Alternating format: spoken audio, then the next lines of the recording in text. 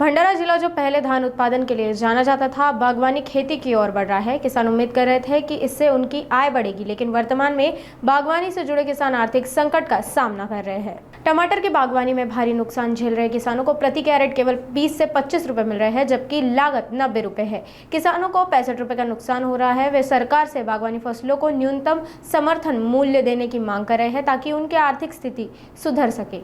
अगोदर मी धान शेती करत होतो, पण शासनाची धोरणं जशी आहेत की नाही भाई तुम्ही धान शेतीसोबत नगदी पीक म्हणून काही भाजीपाला पिकं लावा, त्याकरता मी 1 एकर टोमॅटोचा पीक घेतला आहे आणि टोमॅटोला आता मुळीच रेट नाही, एका कॅरेट मागे फक्त 25 रुपये भाव मिळत आहे।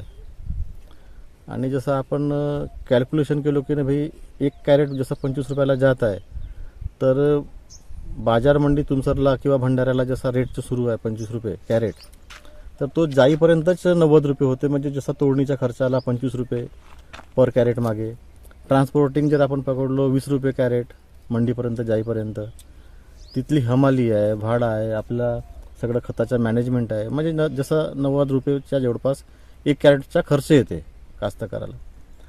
पण आता हे रेट पूर्ण असे कोलाडल्या कारणानं शेती कशा पद्धतीने करावी, कोणतं पीक घ्यावा, काही कडेनासा झाला आहे।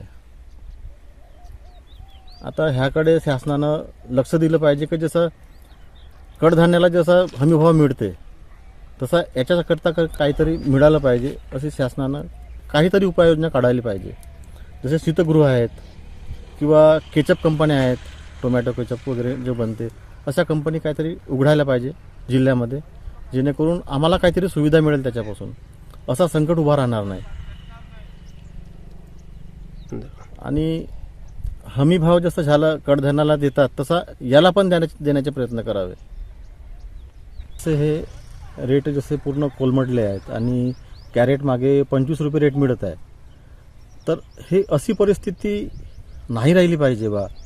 म्हणून सरकारने म्हणा किंवा कृषी विभागाने म्हणा याच्यावर काहीतरी उपाययोजना केली पाहिजे। जसा हमी भाव आहे, तर हमी भाव चला भाई भाजीपाला पिकाला नाही मिळू शकत, पण याच्यावर काहीतरी उपाययोजना असतील त्यांच्याकडे, त्या शेतकऱ्यांना देण्याचे प्रयत्न करावे, एवढीच कडकडीची विनंती।